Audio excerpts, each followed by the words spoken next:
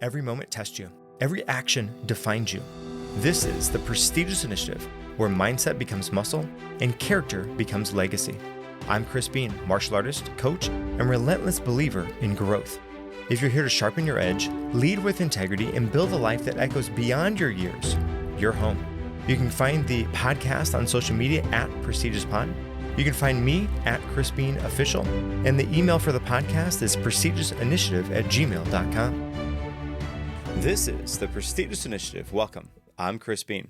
Today I'm excited to welcome back a familiar face, a travel photographer, author, entrepreneur, Ralph Velasco. Ralph joined us before to talk about the power of travel and perspective. Now he's back to share a brand new book, Bucket List for Travel, Places to Go Before Your Knees Give Out. In this episode, we're going to explore how adventure changes how we grow, how travel fuels creativity and business, and why mindful exploration isn't just for globetrotters. It's a mindset for living fully. Ralph spent decades guiding people around the world, and what he's learned goes far beyond the beautiful photos that he's taken. It's about staying curious, adaptable, and grounded no matter where life takes you. Ralph, welcome back to the show. Thanks for having me back, Chris. I appreciate it. So, Ralph, why would somebody want to listen to our conversation here today? Well, especially speaking about mindful travel, that's a new series of books that I've created called The Mindful and Intentional Traveler. And it's something that I've really been focusing on lately. I think as I get older, I appreciate slower travel, and not moving around so much as I used to. And I think sometimes people forget that it's all about now. And we can, you know, whinge about the past, we can think about the future, but all we have is now. And, when you really think about that, it's so important, not only in travel, but as you said, in life in general. And so I really try to take that mindset myself. And I created this book thinking that a lot of other people could appreciate that as well. Okay, so let's get right into it then. So, a bucket list for travel. How does that differ from the way that you've approached travel in the past? Well, the bucket list book I wrote because I never found a place where I could put down and, actually tick off all the places that I've been, the experiences I've had, the types of foods I've eaten, places I've gone. And so I created it kind of for myself, but apparently there's a market for it. And, I did some research before, of course, to make sure that there was, but it's been selling pretty nicely. And so I think people, like to not only tick off the places they've been, but also be inspired to go to new places, because I haven't been to all these places in the book, but when I go through it myself, I get inspired to think about other places that I might like to go as well. Okay, so as I'm listening to you talk about this, it tells me there's a little bit of a journaling aspect to this book where you can actually maybe encouraged to write in to say, "Yep, I've been here," and so on. Can you tell me about that? Certainly. So it's over 80 lists for travel, and there's everything from the seven continents, the 193 or so countries, the 50 states here in the US. And you can go through it and tick off the places that you've been. But there's also gastronomic experiences, foods around the world, restaurants, bars, types of drinks, UNESCO World Heritage sites, mountains, oceans, rivers, hikes, great drives. So these are things that people are doing and can go to this book and tick them off their list. But there is also a journaling aspect where on some of the lists, which aren't finite, like of course there's only seven continents, but there are, you know, I haven't listed all the rivers in the world or all the mountains, so there's often extra lines there for you to put in places that you've been that aren't necessarily on the list. the UNESCO World Heritage sites. There's, I think, over 1,000 of them, but I put some of the top ones in each of the three categories that there are. So, it gives you room to put in your own information. There's also inspirational travel quotes. There's intentional uh, questions in there. So asking you questions that you can answer when you're on your trip. So you could fill that in. And so I wanted to make it interactive. It's also got adult level coloring pages, which I'd be honest, I never knew was really a thing, but a lot of people enjoy coloring, typically with colored pencils. And there's mandalas and other kind of graphics and things that I've put in there that have to do with travel that are kind of they're a way to get offline. The book is it's there's no ebook of this. So you have to have the physical book, which a lot of us are getting away from. I don't travel with a lot of books, of course, because they're just too hefty. But this is a small book that can fit in a purse, a pocket, a jacket, and have it with you, say, on an airplane where maybe you want to disconnect, and you can then, you know, be offline and have this book that will keep you active, keep you interested, and also keep you thinking about travel. Well, okay, not only that. So if you like, I'm imagining being on the plane. You're sitting there. You want to disconnect. You have this book. You're purposeful. You're mindful because you have this. You are going on whatever the destination is, whether you're going back home or you are on the way to vacation, and it's priming your brain to kind of disconnect, because what we really don't want is to be traveling somewhere and be in our phone or on the tablet or the computer or some device and missing out on all of the things that are around us. So I think that what that does is that primes you, the reader, to put the devices down, to dive into the book. Okay, listen, this is more than just the words that are on the page. It's even giving you an opportunity to spend some time here, to disconnect, to be ready to witness, to see all the things that you might encounter while you're on vacation. And the other thing that I really like about that is because there's so many lists, it's not just for Americans. It's not just for it's open to anybody. And moreover than that, you even have opportunities for people to write in different things that they've went to or that they want to go to so that they can check that off. And then they have that as a reference guide. Listen, these are the things I've been to. These are the things I want to still go to. And then it becomes like a travel journal, a travel diary that they could bring with them. They can put postcards or stamps or something in there to mark down, yeah, hey, I went there, and here's the proof that I went there. No doubt about it. And someone reminded me the other day, they said, I'm going to buy this book because I want to leave this to my kids so Mm. that they know where I've been and they know more about my travels, and they can go through it and perhaps relive some memories that I've had.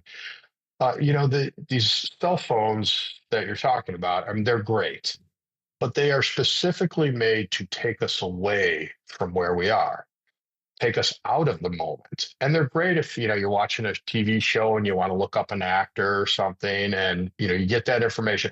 That, I mean, I couldn't be without it because I need directions or, maps and all kinds of, getting tickets and you name it. They're great for that.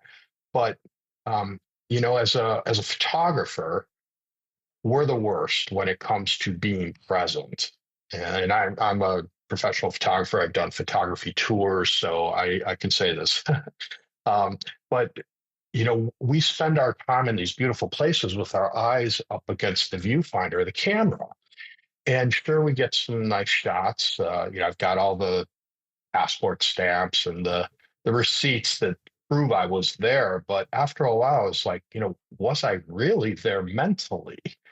And that really started like I said, as I get older, more mature, more experienced, I start thinking about what's really important.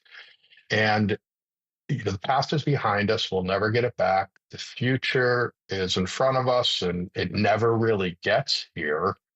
all we have is the moment. And so, one thing that I do encourage people to use their cell phones for is to set a timer every 1 or 2 hours when you're traveling to remind yourself to be present, to stop, look, listen, feel, touch, taste your surroundings.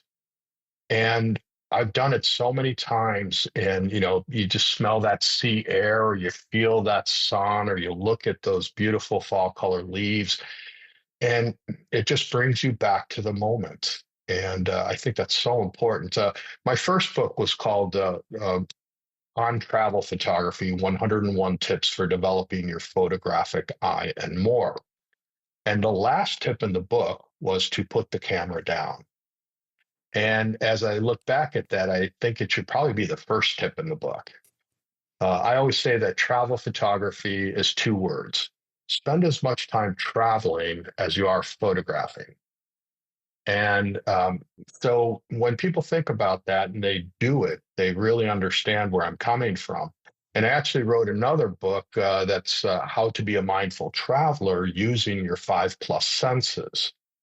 And I go into each of the senses and talk about how you can do that when you're traveling. Especially like now here I'm in Italy, in San Remo. It's the Italian Riviera, and we walk by these restaurants that could smell the focaccia and the pizza, and I hear the different languages, and it just makes me know that you know, I'm not at home anymore. And to me, that's what travel's about.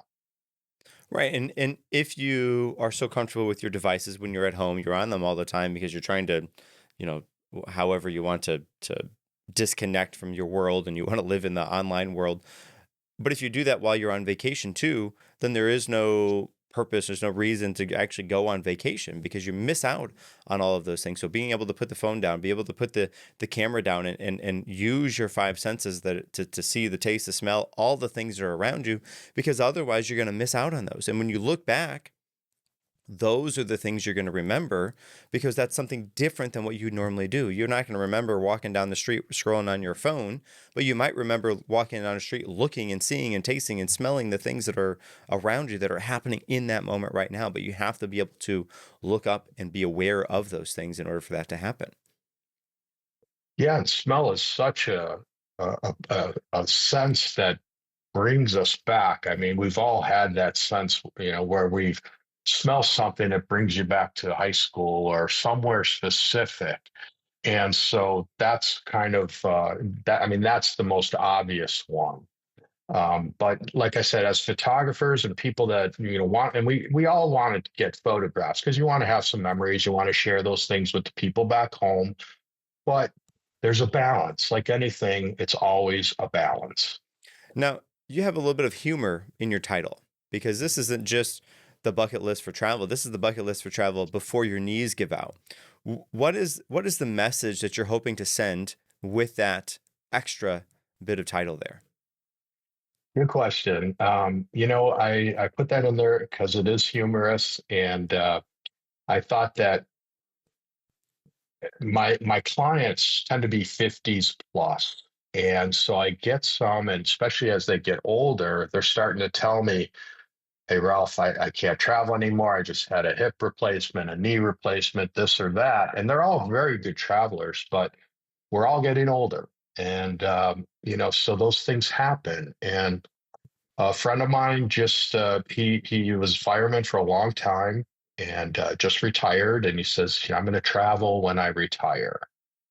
Well, now, and he was always very physically fit, always working out until he was 70. But now he has some sort of like deep vein thrombosis issue with his legs, and he can't fly.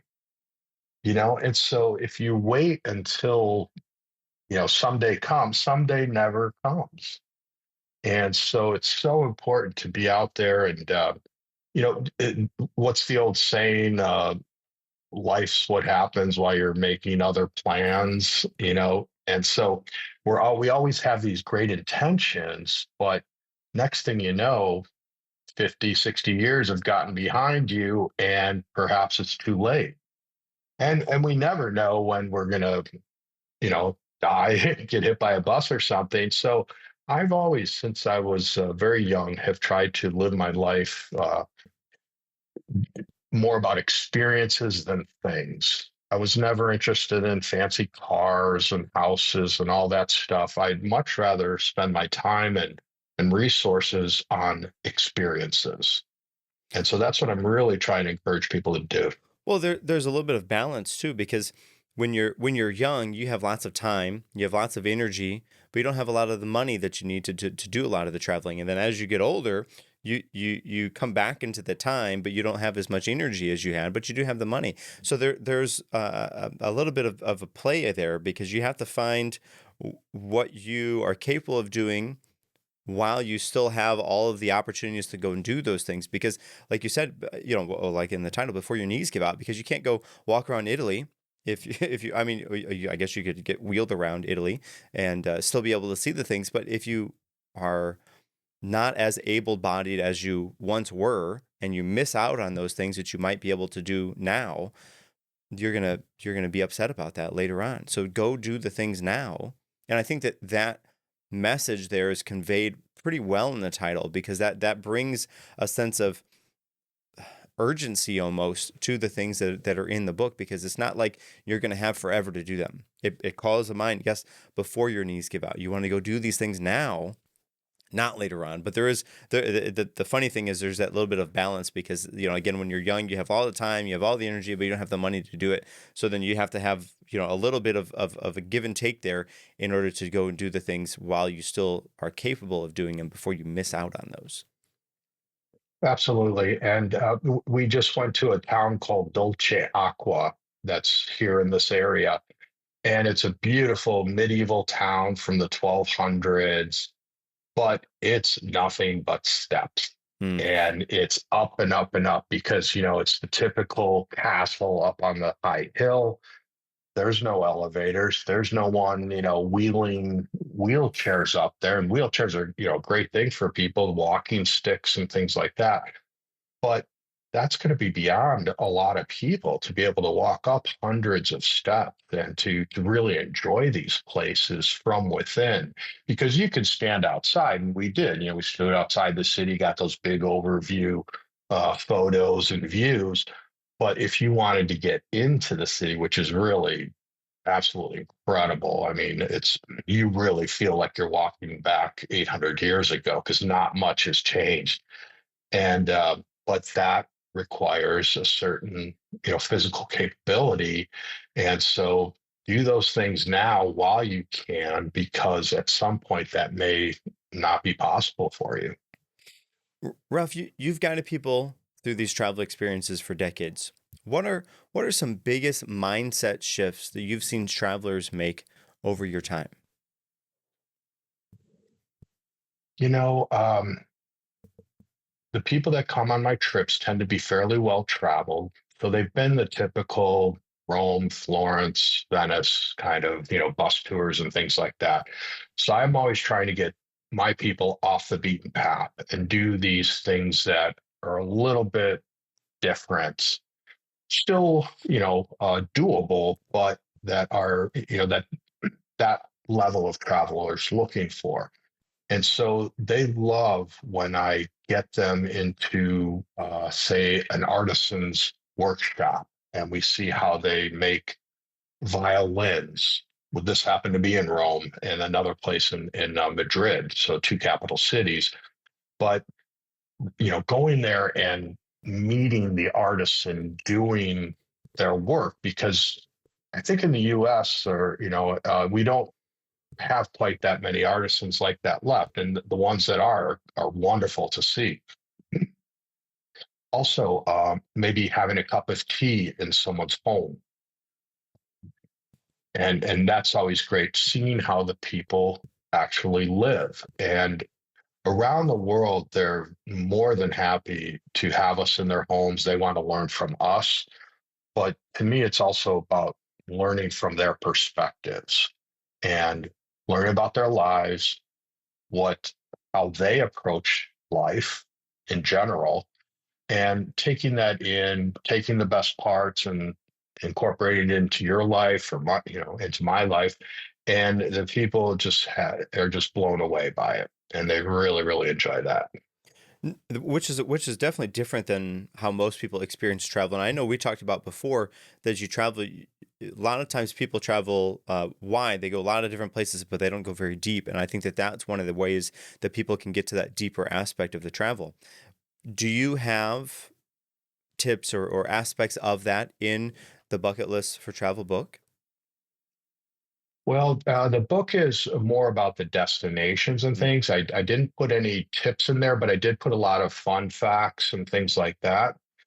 But when you talk about travel deep, not wide, that's actually the name of my next speaking engagement that I'm putting together for the travel and adventure shows coming up in the first quarter of next year. mm, Travel deep, not wide, and I my especially since COVID, I have been more about spending, let's say, a week in a place and maybe doing some hub and spoke where we go see village every day or different village or different experience. We go caviar tasting at a sturgeon farm in France or walnut or hazelnut oil tasting, things like that.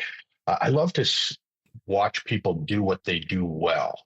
And so going to those places, seeing how the process works, which is oftentimes, maybe hundreds of years old, and they're still doing it the same way. I mean, that's fascinating to me and most people. Um, but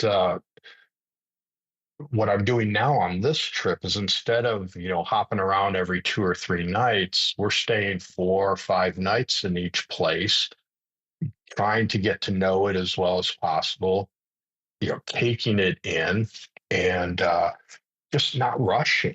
That's the other thing is, when you do move around every 2 or 3 nights, you see a lot, but you're mostly seeing airports and train stations and bus stops and things like that because you have to get from one place to the other.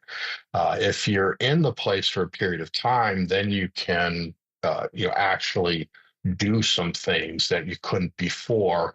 And to me, that's so important. And you're not spending time packing and unpacking. And like I say, just moving from one place to the other. So you get a lot more out of it.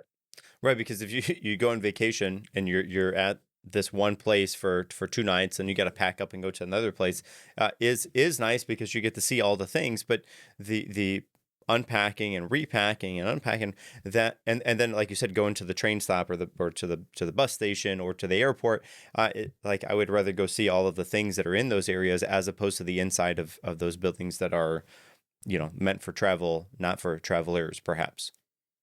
Absolutely. And like you mentioned earlier, when you're younger, you have the energy to do those things and you want to see everything. And I was like that too.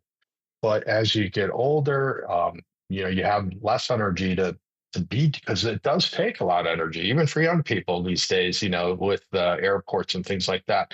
So you just have to, it's that balance of, okay, I'm not going to see so much and maybe I can't tick so many things off my bucket list, but I'm going to do this one thing really well, or these 3 or 4 things that I'm really concentrating on, and I'm really going to get a lot out of them instead of just tasting a lot of different things for short periods of time. Now with the bucket list book, do you have okay, so you talked about all the different kind of lists that are in there. Are the lists segmented by region, by areas, or is it just one big list? Can you bring me in and tell me about that? Sure. So I start out with the continents, kind of the big picture.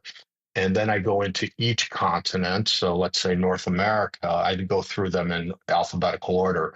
But let's say North America, and then there's a map there of the US, and you can actually color in the states if you want. That's one way to tick things off your list. But there are actual lists of the places, all 50 states. And then I put 5 other cities in those states that you can also decide if you've been to or add your own places.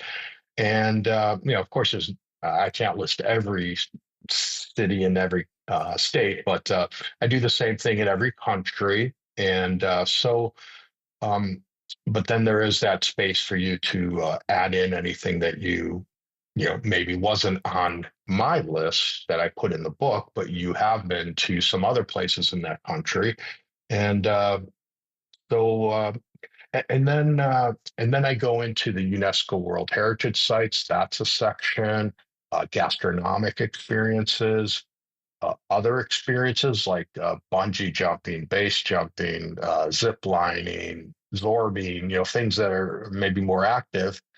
Um, and then hang gliding, hot air ballooning, things like that. That's, oh, I hadn't heard of this or hadn't thought about that. Maybe I want to do that on my next trip. Um, so that I hope that answers your question. Yeah, and okay, so then what I get then is a sense that while this maybe isn't a full exhaustive list, because you do have areas where you can write things and you can't, it would be almost impossible to have every sort of detail across the globe in there, but you have an awfully well-defined list, and moreover than that, it is segmented in such a way that logically makes sense. It's not just a list of places, but it's a list of places in this area. Like you go over the areas and you get more minute as you go, which is, I would think the logical way for somebody to do that, because I could see that somebody else could haphazardly put a list together that's similar and just have a list, and it's not as detailed or as organized as what you have. And what that means is, if somebody is planning a trip to wherever that place is, they can look at your book, they can see the list. Okay, these are the things that are here. Here's all the little towns that are around there, or if it's on there, and then they can get a sense of ideas that they could be going to do while they're on their travel. You're exactly right. And one thing I might do in a future book or future edition of this book, or perhaps maybe I do turn it into an app, is where you could, say I'm going to Austria, and then all the, food experiences, the outdoor experiences, etc., towns for Austria are there for you to say, okay, now I know some, pretty cool things that I can do or experiences I can have.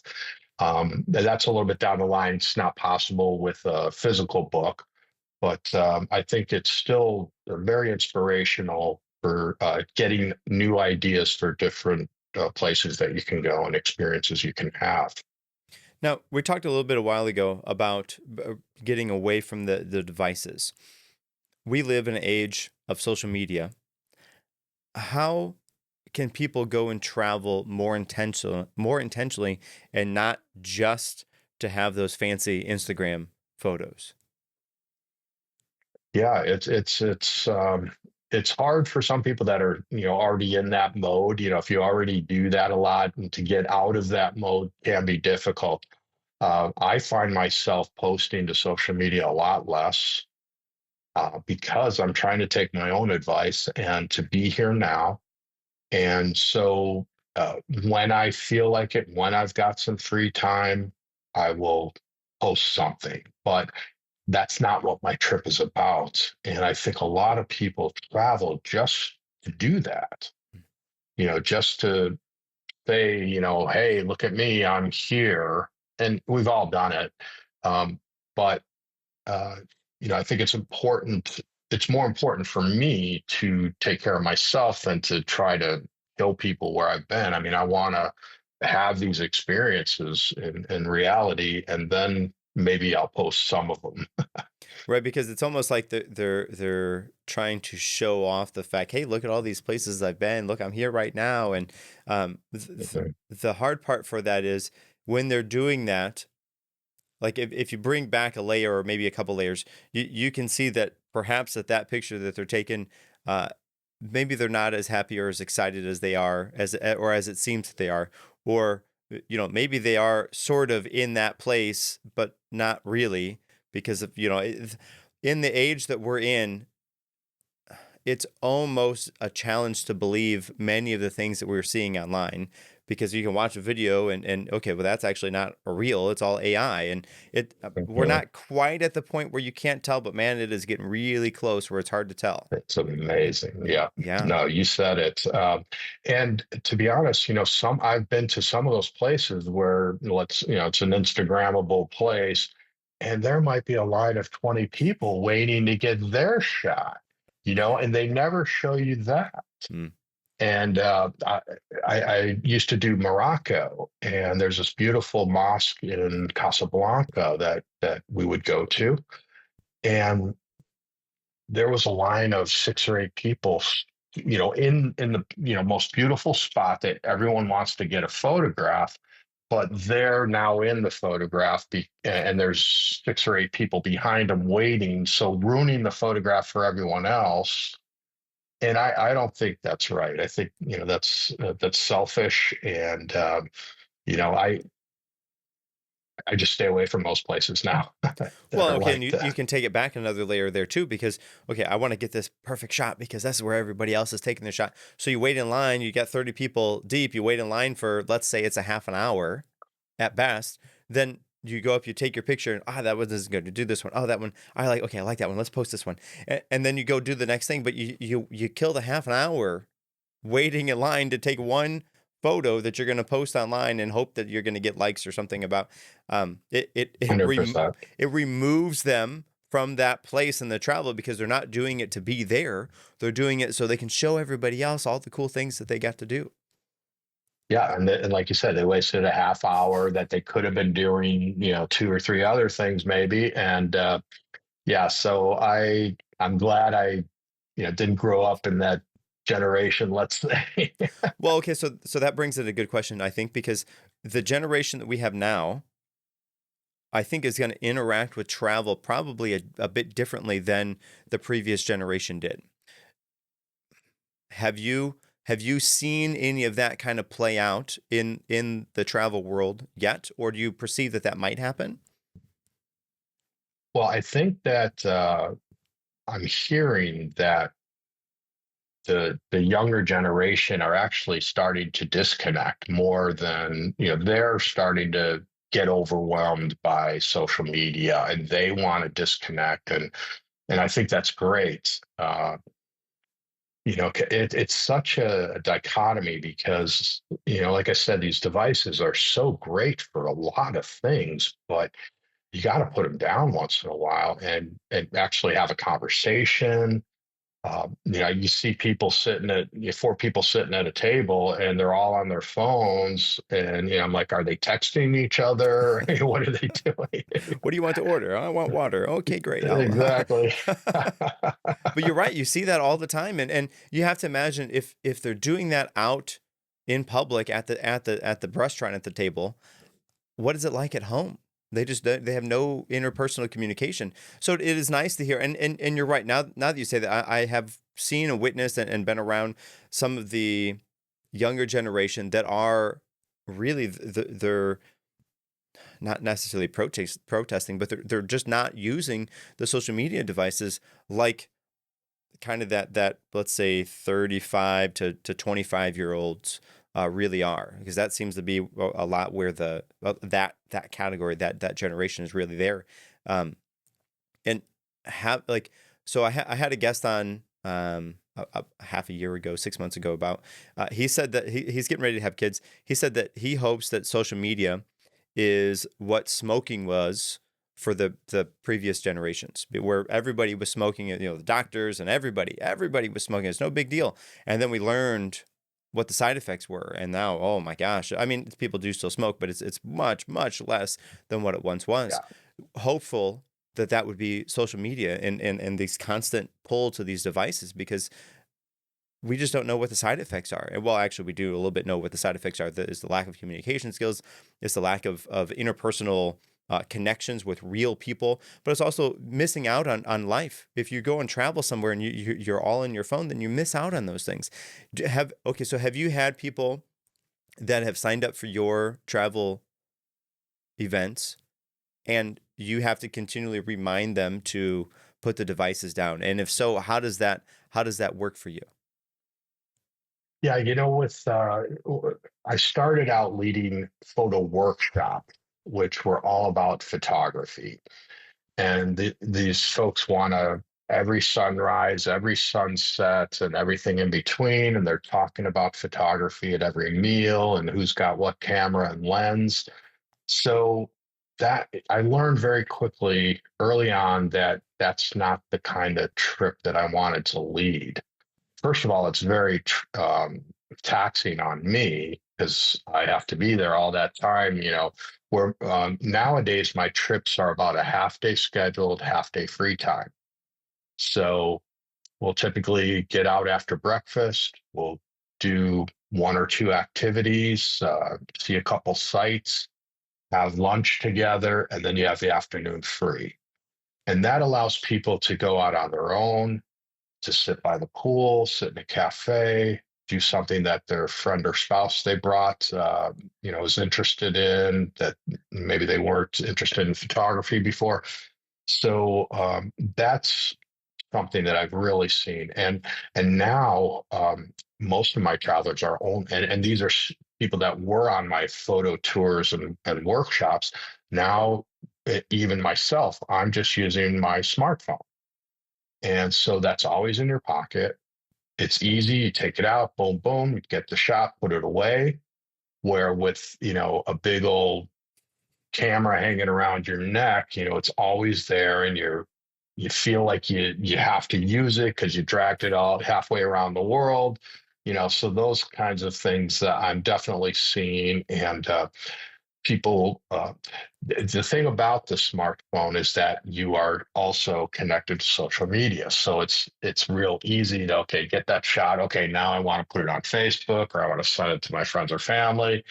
I was with a really good friend of mine in northern Spain last year, and we were walking down beautiful boulevard by the Guggenheim Museum, and he was on the phone with his family back home, videotaping everything and like FaceTiming them while he's, walking down the street. And not only, was it his, was it taking him away from where he was, it was taking me away. Right. Because I'm listening to this, I'm watching it, I'm thinking, dude, put the camera down, man. Let's be here now. And so those are the kinds of things I am seeing. Hmm. Well, okay, and with the technology that we have in the phones, the cameras are wonderful. In fact, I'm recording this on my phone. This is through the phone, I'm, and I was going the to tell you how beautiful your studio is in the clarity. Really, yeah, yeah, it's great, yeah, it's my iPhone, and it's not even the newest iPhone. It amazing. Yeah, the phones. So I had a friend that was getting ready to start a podcast, and he's like, "Oh, should I get a camera or whatever?" No, just use your phone. Just use your phone. Like if you're unless you're gonna buy like a real camera, an SLR or mirrorless or whatever the new thing is for those now, um, use the phone because if you already have the phone, you don't already have to invest in another camera and then the lens and the memory cards. You already have the phone, and the phone takes such good pictures now. And really, it like the iPhone used to take this picture, and the Android used. Well, they're almost all at least passable. I mean, maybe you like this one better than that one, or vice versa. But they're all going to be passable. They're all going to be much better than the standard. I mean, you would be the keynote on this one, but maybe $500 or less. If you have a camera in that range, just use your phone. If you have a camera that's over $800, okay, maybe use the camera. Am I hitting the mark on that pretty close? yeah. And I started a YouTube channel about 4 or 5 years ago, and but I knew that I wasn't gonna carry around another device, a tripod, and all the sound equipment and stuff. I said the only way I'm going to do this is if I could use my phone, which is with me all the time. I've got a gimbal, which is kind of like a device that helps you get smooth Hmm. video and stuff, and so that's really nice. It can do a lot of things for me, time lapses and stuff like that. But I knew I had to make it simple for myself, otherwise I wasn't going to do it.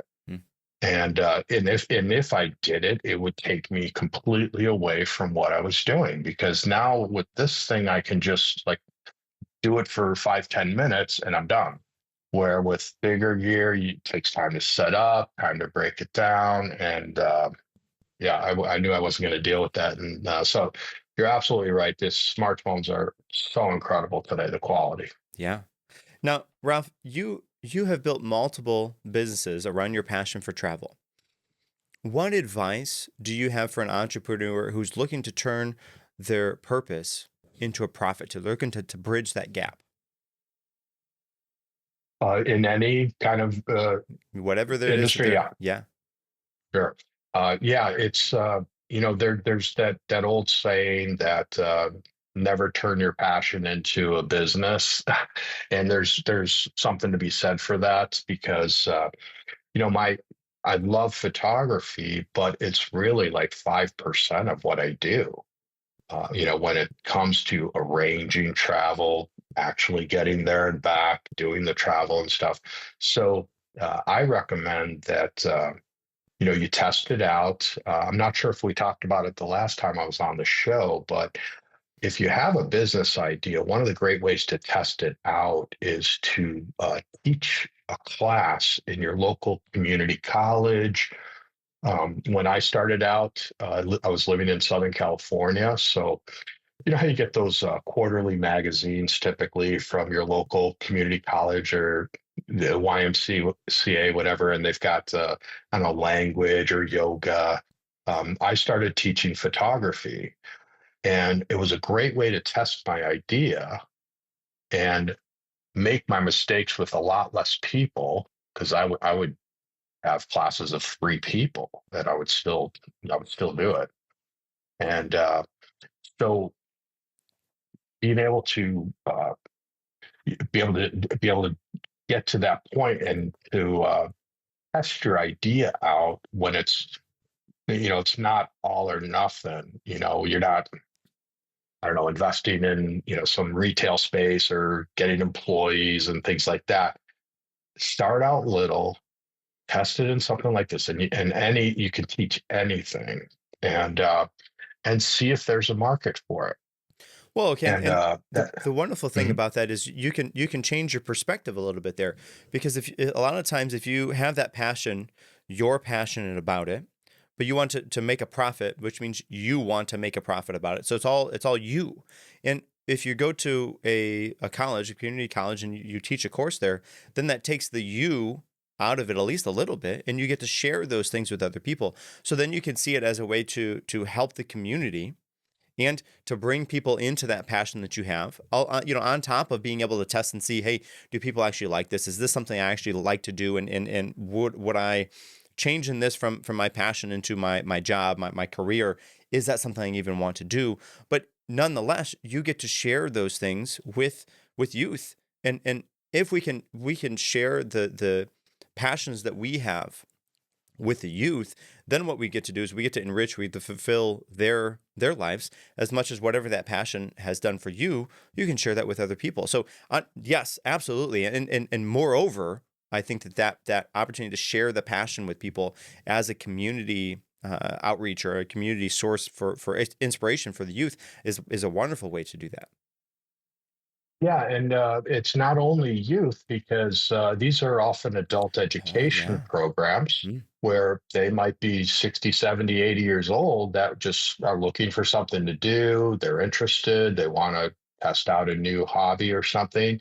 And as the teacher, I don't have to have a teaching degree in these kinds of core classes. Mm. And I taught at the University of California Irvine Extension Program, Santa Ana College, Saddleback College, but also at the Orange County Fair, City of Newport Beach, City of Orange, where you don't need a teaching degree, which costs money, takes time, and everything.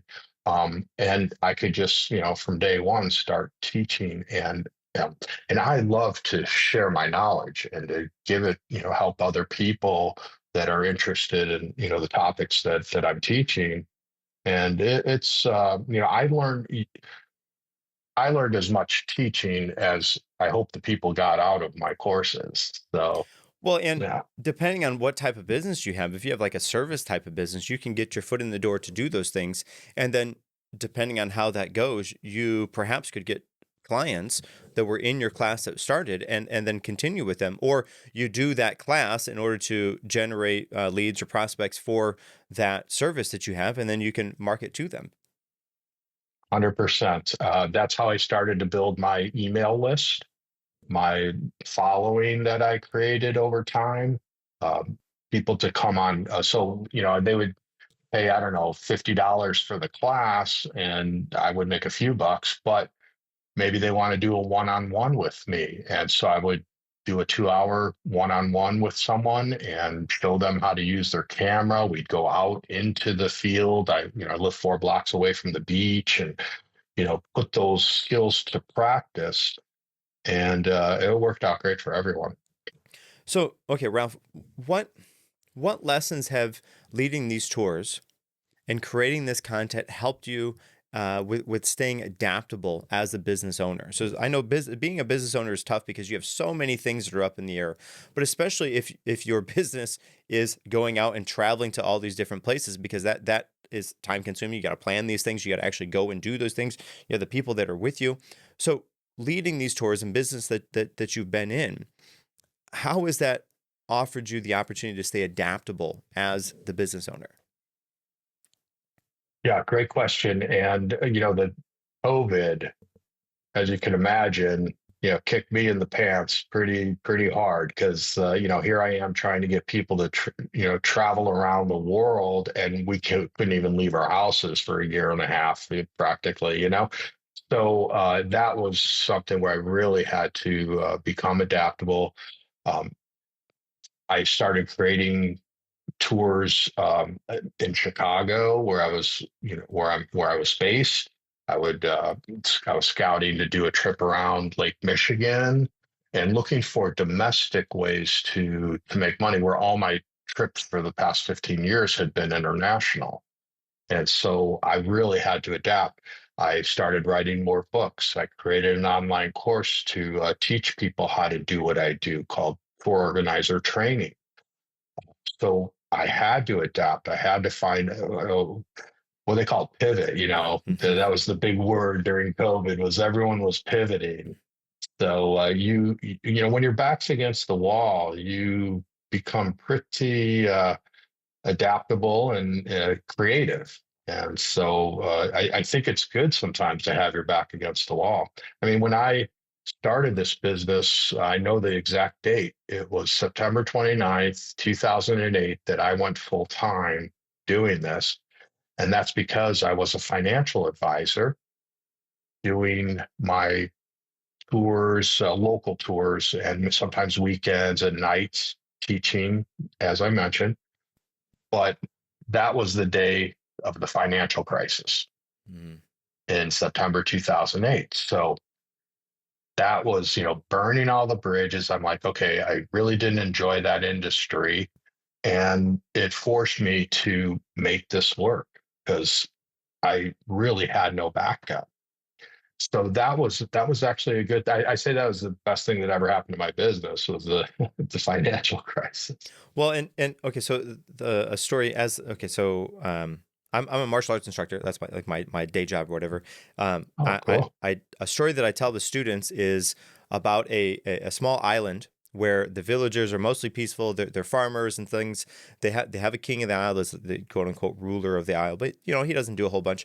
But there's some islands that are around that are evil rulers, dictator type of people, and the villagers on this peaceful island can see the ships from these evil the dictators, the bad guys that are coming in, and they're running and tell the king, these people are coming. They're gonna take over our land. We know it's gonna happen. They did it over here and over here. So okay, get all the ships into the harbor. Okay, so all the villagers get around. They get the ships into the harbor, and then the king tells them to burn the boats, burn them.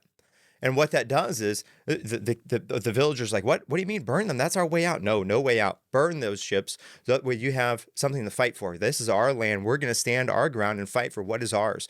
And when they were there, they fought. They didn't fight half-heartedly because there was no backup plan. There's no plan B. They had to put all their effort, all their eggs in that basket because that's all they had. They were forced to. They were backed up against the wall. And sometimes in the business world, we need to have an opportunity to burn those ships and not necessarily have a plan B and a C and a D, because otherwise you're going to do whatever that thing is half-heartedly. You're not going to go in with everything you got because you have all these other backup plans. So when your back is up against the wall, especially during a time like COVID, where, oh my gosh, you have no idea what's going to happen. And it's not like you can do virtual tours, across it doesn't work that way. In the martial arts world, we had to teach karate via Zoom, which Right. I'm so happy for Zoom because it allowed me to keep, we were able to keep the business. We were able I still had a job. I still had students, but oh my gosh, doing that was a nightmare. And I hope to never have to do that again, because it was not great for me. It was not great for the students, but it was what we had to do in order to move on. So being backed up against the wall, sometimes you get to think creatively. You have to think outside the box in order to figure out something to do. And sometimes that's the kick in the pants that we need in order for that creativity, that spark, that inspiration, that thing to come out of that. 100%. That's a great story. And no, that's exactly how I felt back then is like, okay, if I had a plan B, C, and D, I probably wouldn't have gone wholeheartedly. I know I wouldn't have. So, burning those ships was what I did, and I never looked back. And it was tough, because I wasn't making a full-time living doing this. I was doing it on the side. So it took a while, but man, you become pretty creative and resilient when those things happen. Yeah. Now, okay, Ralph, okay, I know that the type of clientele that you have lots of high performers that are going to you, that are doing these travel experiences with you. What can and okay, and I know that we know from high performers just how they are. They have a tough time slowing down, and that means on travels they're go go go go go. I'm sure you've witnessed this across your time through this. What can travel teach us about rest and reflection that wouldn't otherwise get staying at home?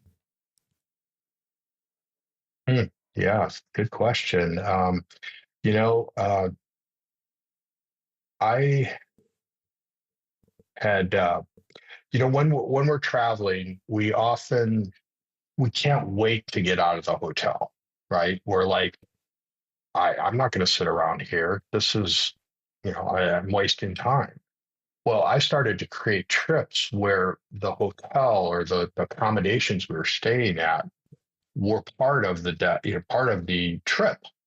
So we'd stay at 11th century castle on 270 acres of grounds where there's all kinds of walking trails, places to go be mindful. The wife of the woman who owns, it's a couple. The wife, she does forest bathing. Have you ever heard of that? No. It's where you kind of go out into the forest and you soak it in. Sometimes people will even do it barefoot so that they can feel the grass or the dirt under their feet. It's a little woo woo, but it really is. It's interesting.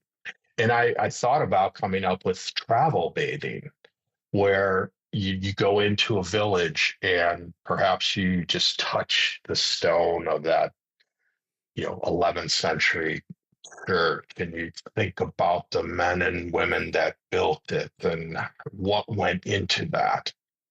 But the other thing is, you don't, again, traveling slower, you're not spending so much time getting from place to place, so you have more time to relax, perhaps sit by the pool and not feel guilty, go out, have a coffee. Just today, I'm here with a buddy of mine, and we went out and just walked around, went to the market. We sat down, we had a gin tonic, and it was like, this is why I travel. It's not about seeing churches and castles and sites and museums. To me, it's about being in with the people. And so we're sitting there, and we've talked about it a couple times. So I don't think we've heard one word of English the whole time. This is a place where there's not a lot of tourists, and the people that it's fairly crowded, but it's all locals. And that's when I feel like I'm in a place and I'm really effectively traveling. Hmm. Well, Ralph, I want to say thank you. Thank you so much for sharing this information with us. You remind us that travel is not just about seeing those new things or new places. It's about seeing ourselves in a new way. And we got to talk about your new book, The Bucket List for Travel. And we talked about, that's not really just a checklist, but it's really an invitation to live fully, to keep moving forward, even when your knees start creaking, and to pursue those new adventures with purpose and dedication. And Ralph, as we're getting ready to wrap up here, do you have any key thoughts or final takeaways you would like to leave the listeners with? And if they wanted to get in contact with you, learn more about you, to purchase your book, what would be the best way for them to do that? Sure. So everything's my whole world really is at continentaldrifter.co, and my books are there. All the trips that I have. I'm semi-retiring from leading trips. So instead of doing 10 or 12 trips a year, I'm going to maybe do two or three with certain clients. But I am still planning travel and helping people go to the places that I have the contacts and the itineraries, and can put together great trips for people like Armenia and Georgia. Wonderful place. Not a lot of people have heard of or been there, but oldest wine culture in the world. Spain is one of my favorite countries, and the first place I really went to when I was studied there when I was 16 years old. Um, Going there, tasting the site or doing the tapa tours and things like that. One thing maybe I'm getting a little off track here, but one thing that I really found here in Italy is the aperitivo culture. Have you heard of I have not. aperitivos? Yeah, it's so we go out and we'll have a beer, and they bring you a plate of focaccia, pizza, olives, potato chips, fried sardines, and it's pretty much a meal.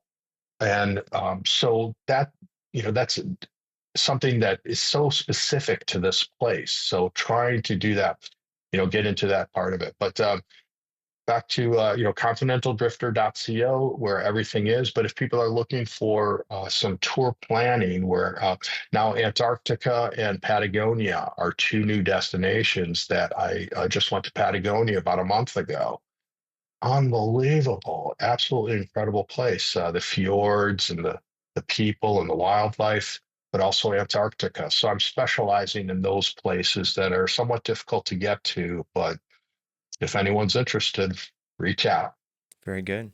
Well, listeners, if this conversation inspired you, be sure to grab a copy of Ralph's book and start planning your next adventure, both near and far.